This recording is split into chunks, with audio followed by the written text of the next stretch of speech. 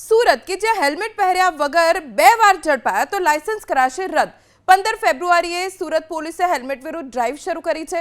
Helmet વગર જતા વાહન ચાલકોને પકડવા માટે ડ્રોનની મદદ લેવાઈ છે। 10 દિવસમાં હેલ્મેટ વગર જતા 58,000થી વધુ ચાલકો ઝડપાયા, જેમની પાસેથી 2 કરોડ 90 લાખનો દંડ વસૂલાયો। હેલ્મેટ વગર જતા વાહન ચાલકો પર કંટ્રોલ રૂમથી નજર રાખવામાં આવે છે। જો કોઈ વાહન ચાલકે હેલ્મેટ નથી પહેર્યું અને કેમેરાથી બચવાની કોશિશ કરતો દેખાય તો તાત્કાલિક કંટ્રોલ રૂમમાંથી ત્યાં હાજર પોલીસ કર્મીને જાણ કરવામાં આવે છે। પોલીસ કર્મચારી આ વ્યક્તિને શોધીને તેને દંડ ફટકારે છે। જે તમામ અમારું જંકશન છે ત્યાં અમારી પાસે એડ્રેસિંગ સિસ્ટમ પણ લગાવેલી છે, જેના માધ્યમથી અમે સીસીટીવી કંટ્રોલથી જોઈએ છીએ કે કોઈ વ્યક્તિ જે લાલ કલરનું ટી શર્ટ પહેરેલું હોય અને દૂર હોય ને પોલીસથી ન દેખાતું હોય અને કોઈ વાહન પાછળ છુપાતું હોય તો અમે એવાને આઈડેન્ટિફાઈડ કરી ત્યાંથી જ કંટ્રોલથી એનાઉન્સ સિસ્ટમથી કહીએ છીએ કે આ ભાઈ લાલ ટી શર્ટવાળાએ હેલ્મેટ નથી પહેર્યું।